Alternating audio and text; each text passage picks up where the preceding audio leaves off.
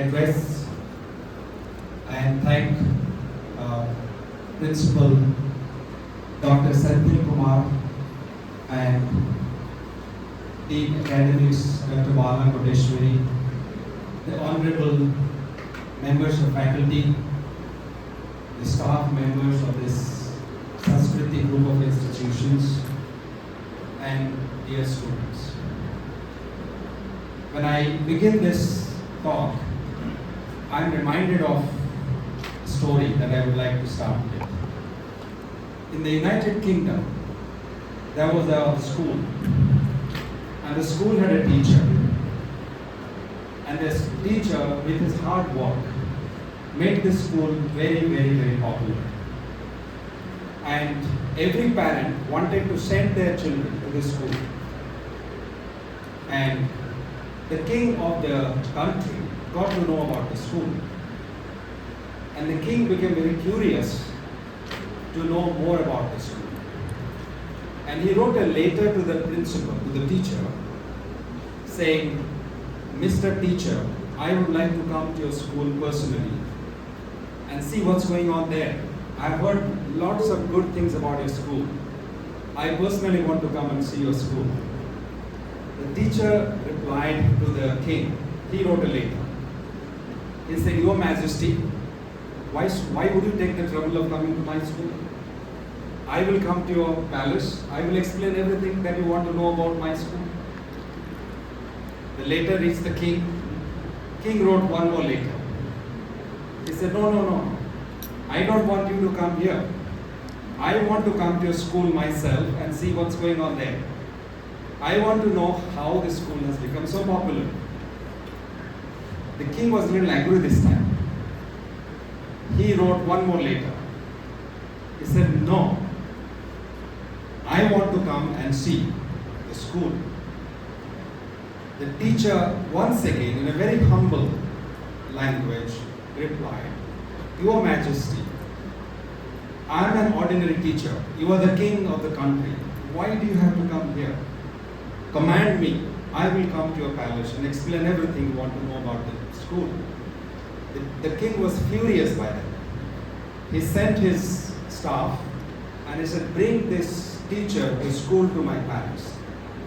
How dare he talks like this to me? I want to come to his school and he stops me from coming to his school. The teacher was produced before the king. King asked this question. How can you say no to me? How can you stop me from coming to your school? The teacher with folded hands said, Your Majesty, if you come to my school, the day you come to my school, I will have to stand at the gate of the school with folded hands, with a bouquet in my hands. My students cannot accept this. For my students, their teacher is the most majestic personality on this earth. The most supreme personality on this earth. And if one is superior to that teacher, Your Majesty, my students cannot accept this. And I believe Sanskriti group of institutions, the great institutions, because of the great teachers it has.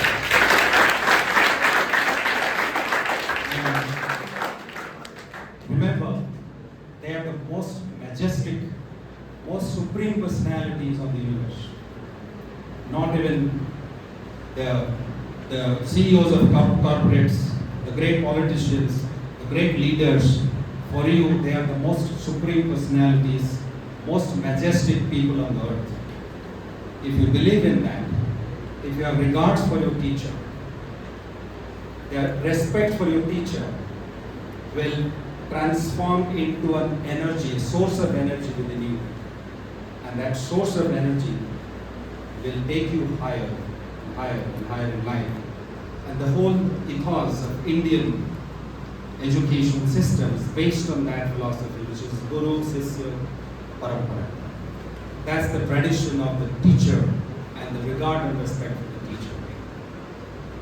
And There are people who spend a lifetime completing a PhD. Our principal has done 12 PhDs, right? I mean, I can't imagine that he has 12 PhDs. So that shows the quality of knowledge.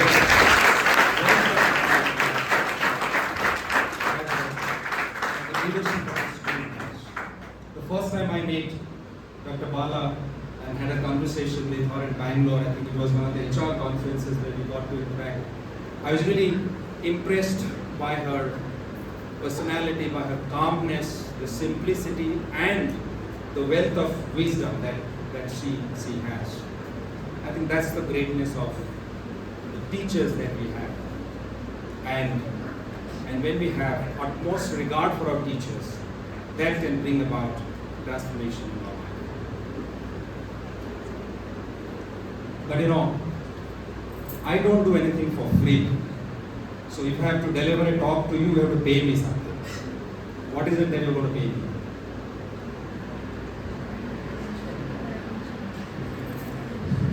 What are you going to pay me? Yes. I am not interested in doing anything for free. Anybody would like to say? What are you going to pay me? Sorry? What did you say? No, I'm looking for a different word. I want you to pay. What did you say? Yes, that's what I want you to pay me. So you have to pay attention, because knowledge is never free. Sometimes we think knowledge can be free. Sometimes we think, government can reimburse our education fee. Sometimes we think that, our institution does so many things for us. But remember, knowledge is never free. Even if it is free, you have to pay. You have to pay attention. Right? So always keep that in mind, that you have to pay. Knowledge is not free. And I want your attention. You have to pay your attention to me as I continue to interact and engage in a dialogue with you for some time. So all of us want something in life, right? So I'm going to give you the secret of how to get what you want in life. It's very easy. I'm going to give you a very easy secret. Whatever you want in life, you can get that.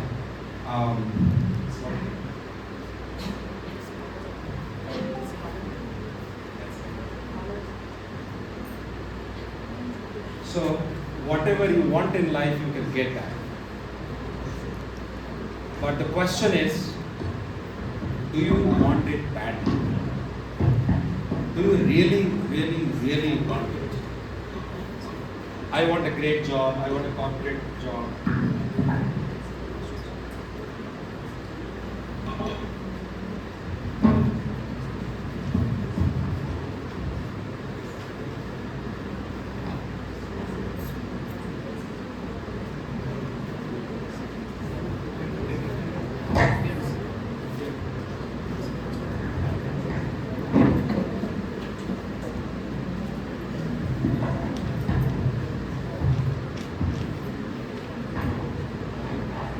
Can you hear me? All right. So, whatever you want to get in life, you can get it. But the rule is, if you can move to the, I'll just indicate to you.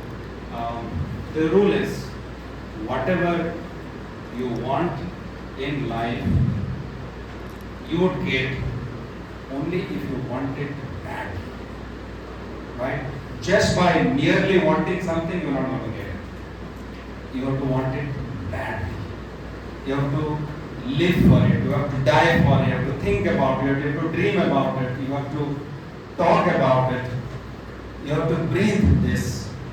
Only if you do that, then you can get it in life. Anything that you want in life, if you're not getting it, ask yourself. Just ask the simple question to yourself. Am I wanting it badly? Or I just want it? Or just as a daydream? Just as an imagination? You're not going to get it. You have to get it. You have to want it badly. That's the rule number one. We'll move on. But the question is, what do you want? Anything we want, we can get it. But what should we want? To find the answer to that question, you have to ask yourself, what is my unique value proposition? What is my unique value proposition? What value I can propose using the uniqueness that I have in me? Three things. What value I can propose using the unique things that I have in me to the world around me, to the society, to the country. What can I propose? When I ask people, what do you want? They say, I want a placement, I want a good job in a good company, I want to become a manager, I want to become the CEO of a company. Is that what you want? Bill Gates started Microsoft. He became the richest man in the world. You know that?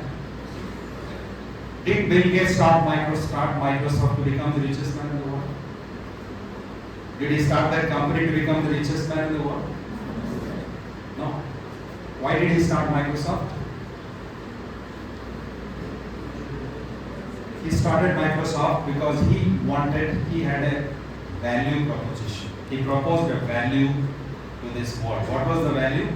The value was, I want to make a software which the common man can use. Before the Windows suite of products came, software was very complex. Unix and all those applications and operating languages, programming languages were very, very complex. He wanted to create a software which the common man can use. Had he not introduced the GUI based products, graphic user interface as we call it, had he not introduced that, people like maybe computer genius like you probably would have become gurus in software, but common people like me or many of us would not have used computer at all, because he had a unique value proposition. Does any one of you use iPhone? Have you heard about iPhone? iPhone, Apple says that iPhone has a unique value proposition. They have simplified the use of a smartphone to an extent. They claim that a 4-year-old child can also operate an iPhone. You give an iPhone to a 4-year-old child, that child can operate an iPhone. It's so simple. What is this? It is a unique value proposition. What is your name? Rajgopal. Rajgopal, what is your unique value proposition? What is your unique value proposition?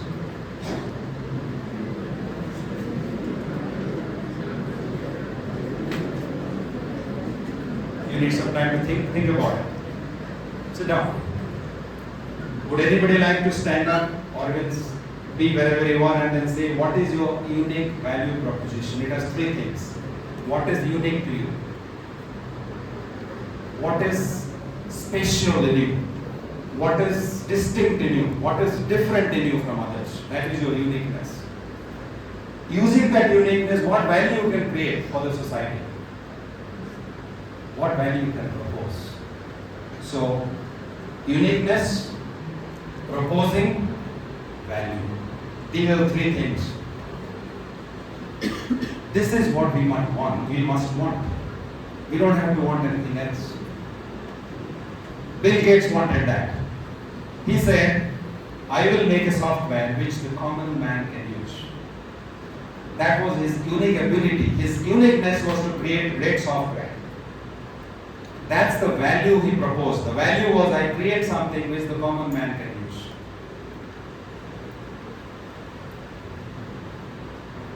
Anybody would like to say this? You have spent how many years 16 years, 17 years, 18 years. And have you ever thought about it? Have you given a thought to this? What is unique in me? What makes me special? What makes Rajgopal special? What makes Santosh special? What makes you special? Have you thought about it? What is unique in you? And what value you can create for the society by leveraging what is unique in you. There was a guy by the name Edward Jones. He invented polio vaccine. And when he invented polio vaccine, before the polio vaccine came into this world, millions of children were dying of polio. Polio was a deadly disease.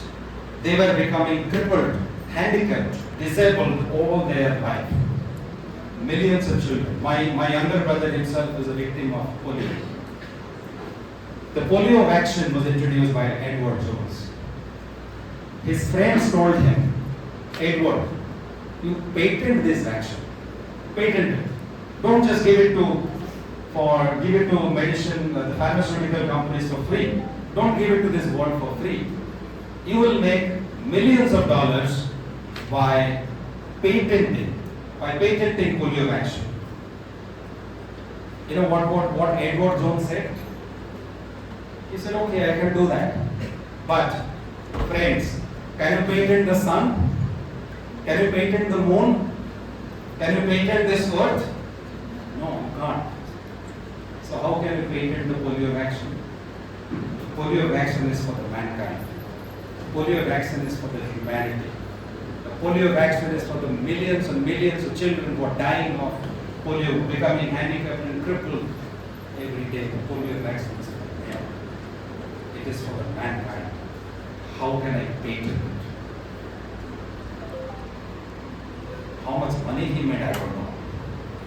But he is remembered by parents and people and individuals all over the world. And he will always be remembered for inventing the polio vaccine. What did he give this to this world?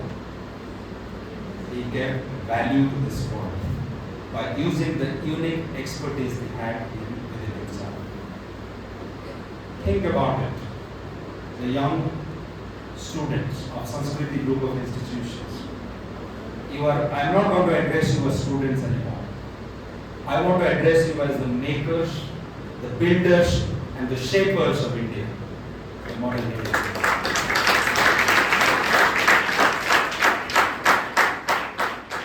You are not students, you are the makers of new India. Look at yourself as that. You can change this country by bringing about everything that is unique in you, creating that into value, proposing this to this world. We'll move on.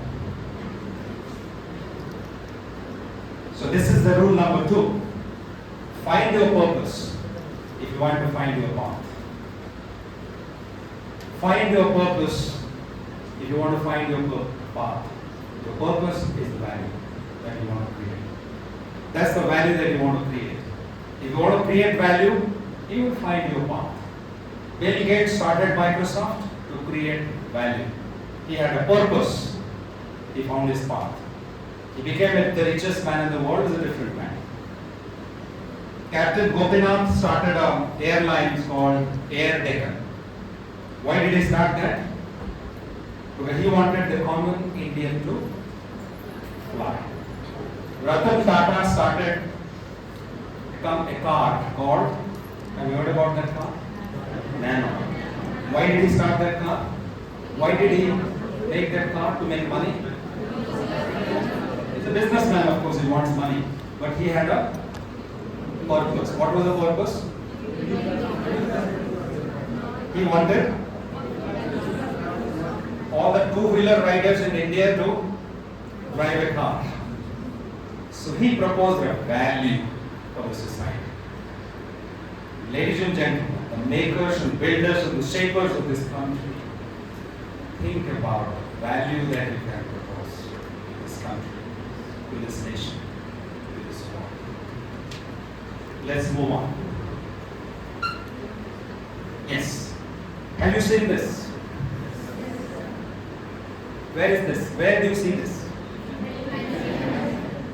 Elephant? Have you ever gone to a circus? What do you see outside the circus when the circus is not, the play has not started in the morning? If you walk in, you'll find so many animals, but all tied. And have you seen an elephant tied to a chain like this? You have seen that? Elephant is a gigantic animal, huge animal. This chain is a very small chain. Do you think this elephant cannot break this chain? It can or it can't? Can or can't? It can. It can break the chain. But why it doesn't? Why the elephant doesn't break the chain? The elephant can break the chain, but it doesn't break the chain because it believes it can't.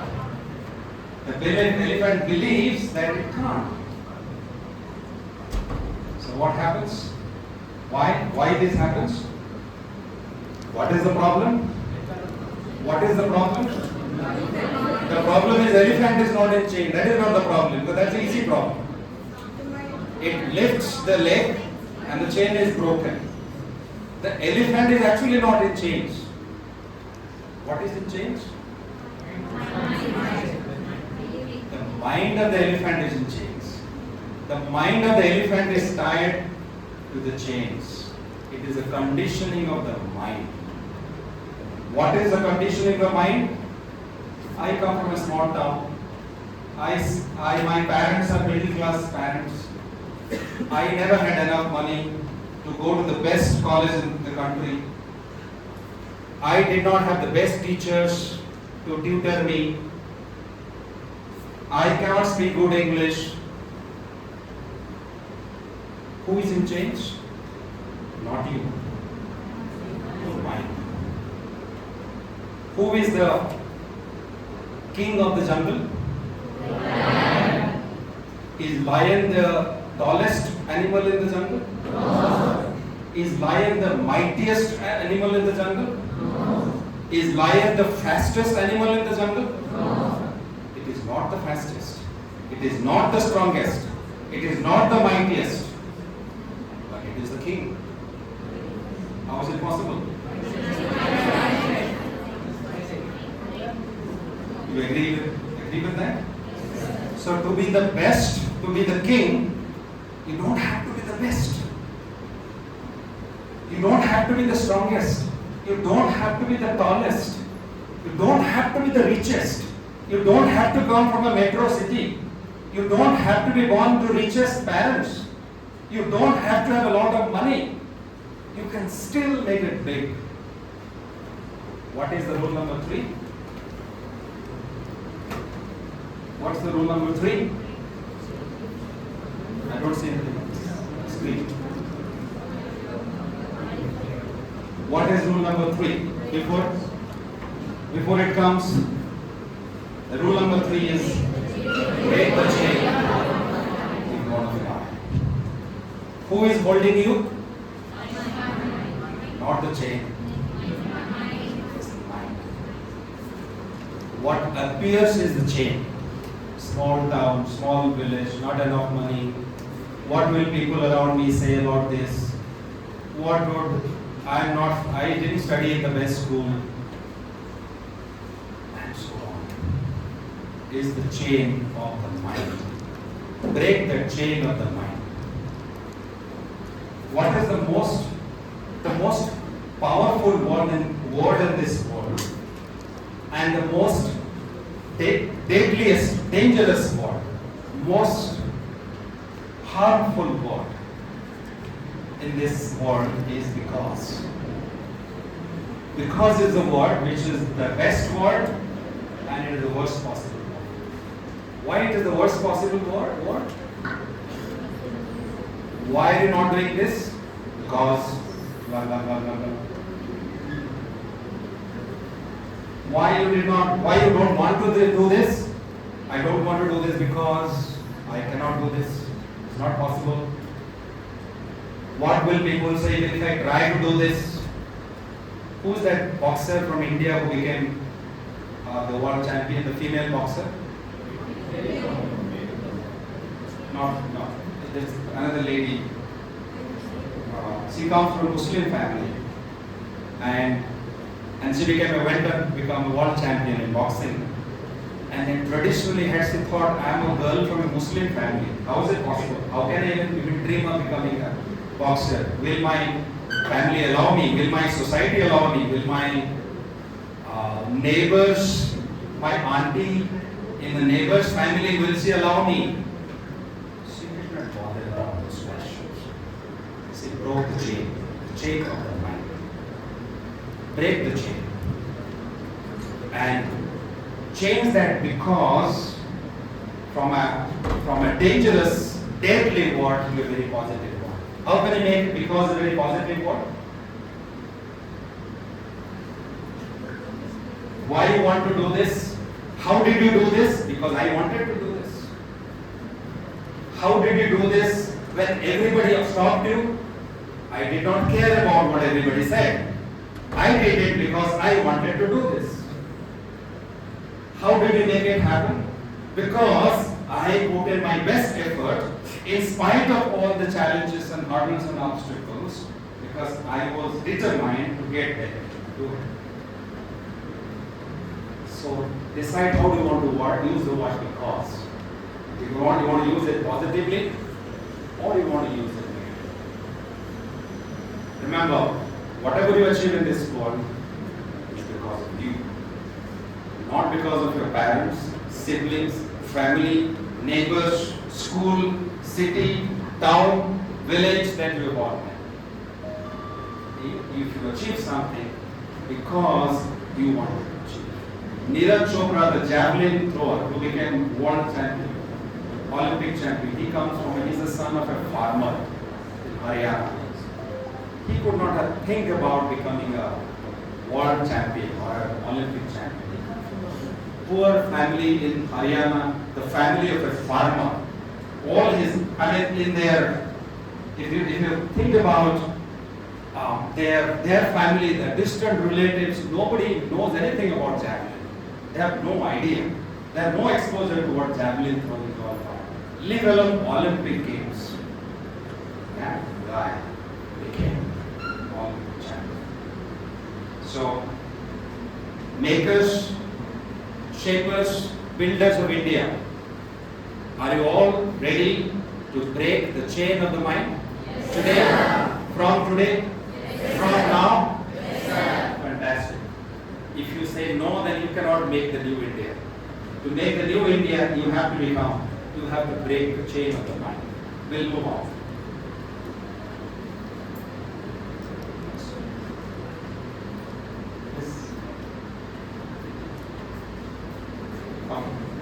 So, whatever you do, try to be the best in that.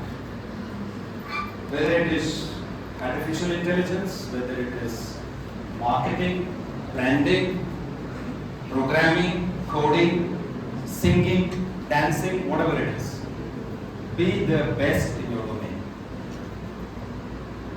Find out what is your domain and be the best in it. Because you have to become somebody who is unchallenged, who is the best. Be the Tendulkar of your domain. Right? If you are playing, if you are singing, if singing is your domain, then be the best. Try to be the best. I'm not saying be the best, but try to be the best in your domain. That is rule number 4. Find out what is your domain. Programming, Java, C++, artificial intelligence, Python, project management, marketing, human resources. Or you talk about finance and accounting. whatever you say, be the best. Try to be the best in your if you become the best, and it becomes so good that people would find it difficult to challenge. If you become the best, they will come looking for you. So pay your attention to become the best in what you do. That's rule number 4.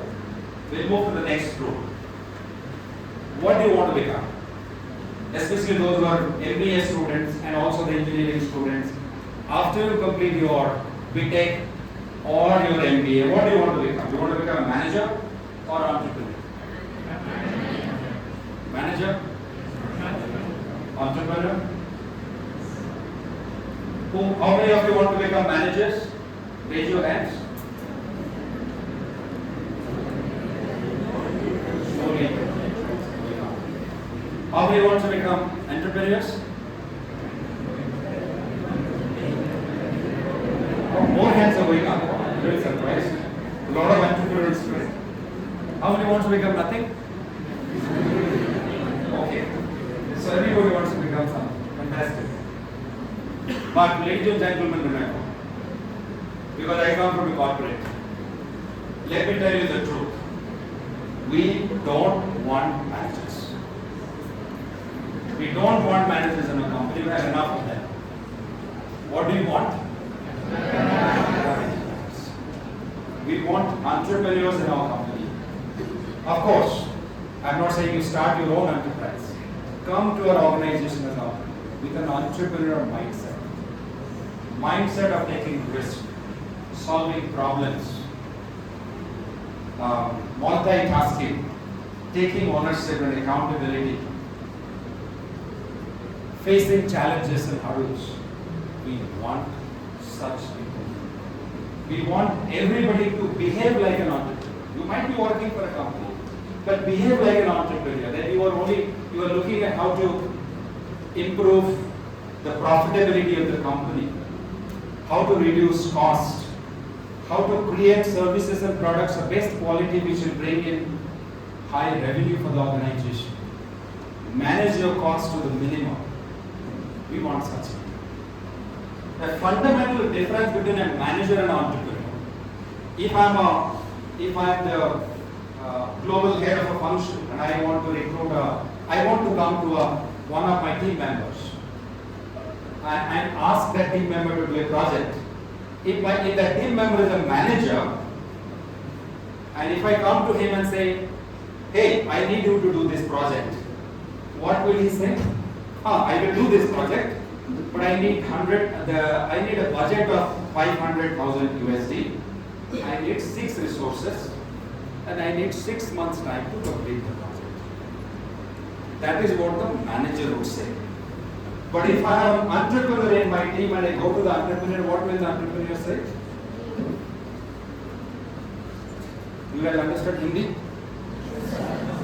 The entrepreneur will say, बताइए ना क्या चाहिए? Sir, tell me what needs to be done, we'll do it. We'll figure out how many people we need, what is the budget required. Those things we'll figure out later. But please tell us what needs to be done. Who would I love more? Manager or entrepreneur? Manager tells me, okay, I will do it. I need 6 months time to do it. I need 5 resources. I need 500,000 USD as my budget. Entrepreneur doesn't talk about any of this. What does he say? Sir, tell me what needs to be done. We'll get it done. Be like that. Next, that is rule number 5.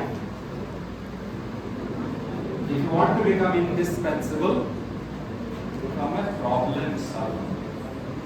Remember, when you join an organization, nobody will like you if you go and say, sir, the food in the cafeteria is not good, the AC is not working, this is not working, that is not working. They will solve these problems for you because the corporate houses their money to solve it.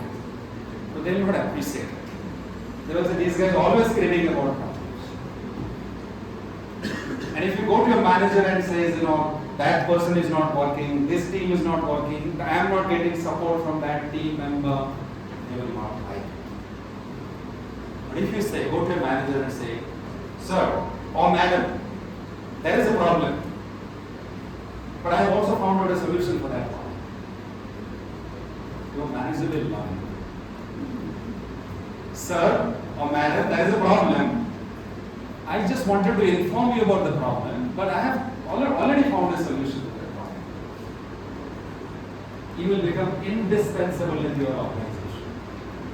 Today's organizations are going through recession, bad times, economic downturn, macroeconomic environment, but your job is secure forever.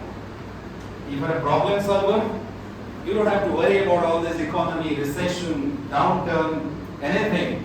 They will probably lay off other people, but they will never give you a pay slip because they already have problems and they need problem solvers. They don't need people who trip about problems. I met the HR head of Indian Oil recently in one of the conferences, and he said, and they give the highest salary to their MBA graduates. And he told me that our attrition rate is the highest among all the public sector companies. I said, you pay the best salary and your attrition is the highest? He said, yes. We give them the best salary. Maybe better than other Navratnas or Maharatnas, whatever we call them, public sector companies. I said, what happens? He says, we hire those IIM, MBA graduates. We give them the best salary. We put them to look after the dealers in some rural district of Tamil Nadu or Andhra Pradesh or Bengal or Bihar or somewhere. What happens? Those people want cabins with air conditioning in corporate offices in metro cities. And you ask them to go and work to look after dealers of Indian Oil in districts of Tamil Nadu or Bihar. They are not interested. Right? They cannot deal with such hardships in life. If you want to succeed, grow in your career, embrace hardships, embrace challenges. The best quality that you need in today's world is to become comfortable with discomfort. Be comfortable with discomfort. Whatever is discomforting, quickly become comfortable. You will succeed. If you cannot become comfortable, you will not going to become successful. What happened to these 41 miners in Uttarakhand? They were in a very discomforting, uncomfortable situation. But they survived 17 days there because they quickly became comfortable with discomfort. The world is going to throw many hardships at you. You must learn how to become comfortable with discomfort. That's the rule number 5. We'll move on. What is important? What is more important, talent or performance?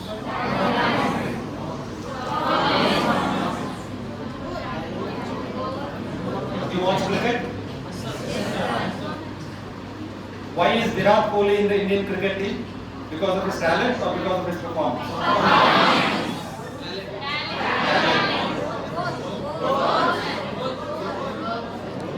Both. You're right, both.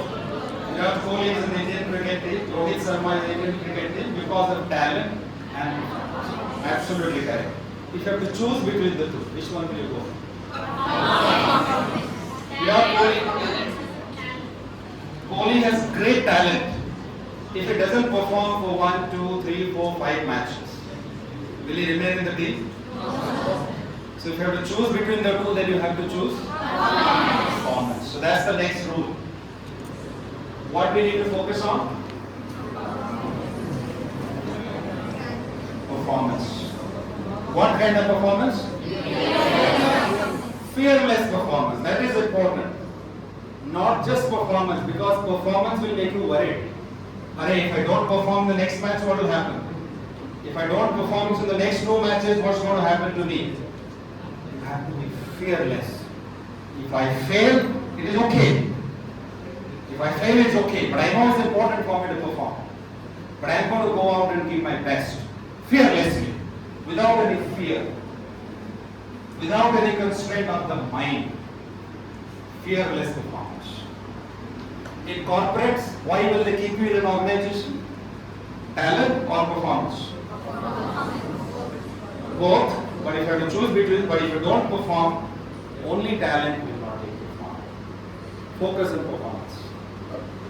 In this institution, how will you get good marks? Because of your talent? Or if you perform well in the exams? Of course, to perform well in the exam, you need talent. But only talent will not help you secure good grade in the university exam. You need both, but focus on performance, because translate your talent into performance.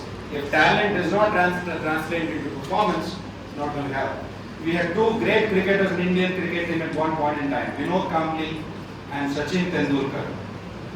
Sachin Tendulkar had talent and he had performance. Vinod Kambli had talent. Some experts say he had greater talent than Sachin Tendulkar. But he could not succeed in the Indian cricket team. He did not remain in the team for long because he did not perform. Focus on performance is important.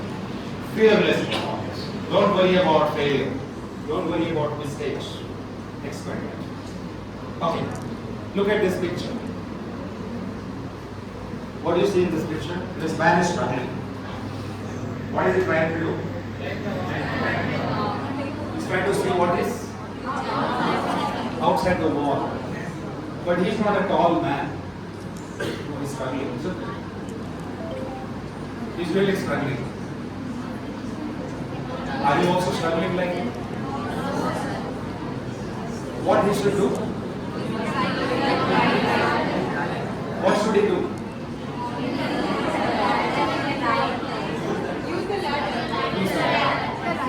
Pick up the ladder and climb on the ladder and see what is outside there. The poor guy is trying to have a pile of ladders. You just need one ladder.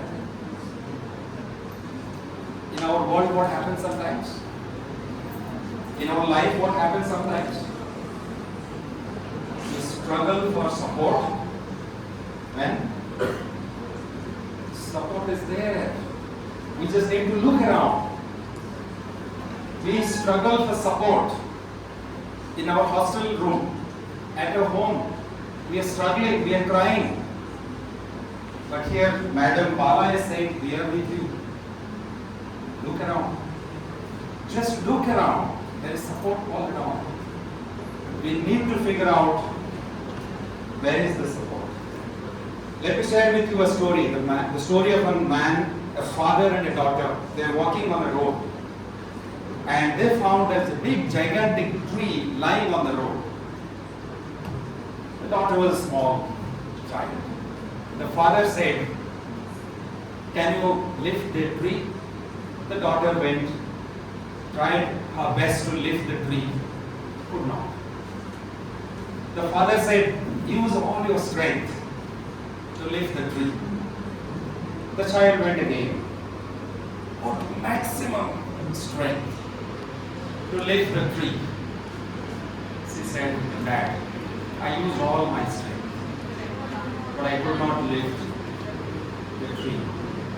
The father said, you did use me. You did not use me. Am I not your strength? Am I not your strength? When I said use all your strength, am I not your strength? So your friends are your strength. Your teachers are your strength. Your principal is your strength. Your dean is your strength. Your chairperson is your strength. Your parents are your strength. Use them. Don't die of stress. Don't suffer because of your failure, because of the hardships, because of the difficulties that you encounter in your curriculum, in your course. All that will come in the next 4 years. All that will come in the next 2 years. But don't suffer alone. Go to the rule number 6. That is the rule number 6. Support is available. Look for it. It went down. Even if that statement is not available on the screen, support is available. Support is available. Look for it. Just look around. You will find support. My young days when I was doing a sales job, I was on a bike and going around and then Sometimes at the traffic police stops, I used to, when the signal used to go red, I used to curse myself. Why am I doing this job? The sales job. In traffic, I'm suffering, I'm struggling. I used to come and crib before my boss. My boss one day told me, he said, what do you do when you are at the traffic junction? It's nothing. Wait for the traffic junction to become green from red. But you are a foolish guy. I said, why? He said, have you ever looked around? I said, no, never. You should do that. Who knows, if you look around, you'll find a beautiful girl standing somewhere and looking at you. You have no idea. You've never even looked around. What a stupid guy you are. So, the message that he was trying to give me is, Surya, look for support. You are struggling, you are cursing, you are crying, you are cribbing. But there is support. I am there to support you. Your colleagues are there to support you. Just look around. Look around, there is support waiting for you. We'll move on. Yes. So these are the 7 rules of life and career I'm giving you. This is what I'm parting with from all of you by giving you these 7 rules. If you remember these 7 rules, this probably will take you high in your life. If you really want to take off and fly, remember these 7 rules. You would get that in life what you want badly in life. If you are not getting it, remember, if you are not getting it, you are not wanting it badly. Ask yourself, when you think, I am wanting something, I am not getting it, ask yourself, am I really badly wanting it? Find your purpose, find your unique value proposition, you will find your path. Break the chain of your mind, you will fly. Try to become the best in your domain. Become the Sachin Tendulkar of your field. White makeup. And the next one, support is available all around. Just look around for support. You will find support wherever you are. If you want to become indispensable, be a problem. So the makers, shapers and builders of New India, as you get ready to fly, I wish you all the best.